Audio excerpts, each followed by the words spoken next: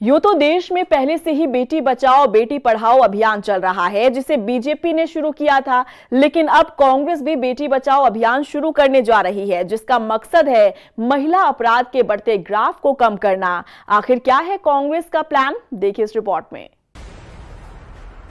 उत्तराखंड में बढ़ते महिला अपराध को देखते हुए कांग्रेस जल्द ही बेटी बचाओ अभियान शुरू करने जा रही है।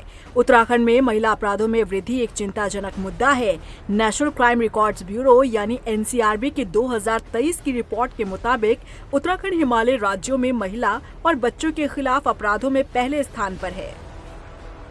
हाल ही में दिल्ली में प्रदेश नेतृत्व की बैठक हुई थी, जिसमें राहुल गांधी, मल्लिकार्जुन खड़गे, केसी वेणुगोपाल भी मौजूद रहे और इसी दौरान प्रदेश में बढ़ते महिला अपराध की बात आई और ये निर्णय लिया गया कि बढ़ते महिला अपराध को लेकर प्रदेश की 70 विधानसभाओं में यात्रा निकाली जाए और घर घर तक पहुंचकर बताया जाए कि बीजेपी सरकार में महिलाओं के साथ बलात्कार, दुराचार की घटनाएं बढ़ी है। सरकार की विफलताओं से भी जनता को अवगत कराया जाए।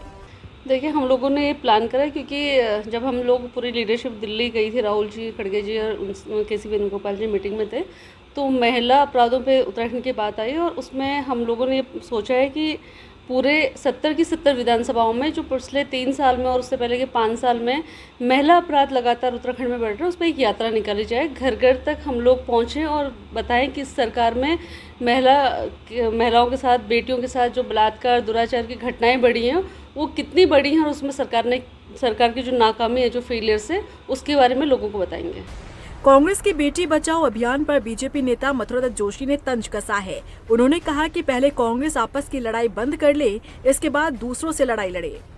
देखिए, कांग्रेस राजनीतिक कुंठा से ग्रसित है। कांग्रेस के नेता पहले आपस की लड़ाई तो अपनी बंद कर लें, उसके बाद दूसरे से लड़ाई लड़ेंगे।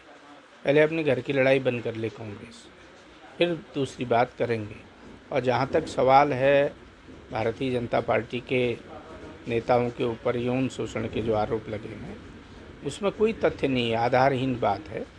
और जिन लोगों के ऊपर आरोप लगे भी हैं, जो भी जिस स्तर का नेता था, पार्टी ने उनको बाहर करने का काम किया है। उत्तराखंड में बढ़ रहा महिला अपराध एक चिंता का विषय है, जिसे लेकर कांग्रेस अभियान के तहत जनता के बीच जाने की तैयारी कर रही है। लेकिन बीजेपी इसे केवल राजनीतिक स्टंट के रूप में देख रही है। देखना होगा कि इस अभियान से आखिर कांग्रेस को कितना फायदा होता है। रफ्तार मीडिया के लिए देहरादून से सुशांत सिंह की रिपोर्ट।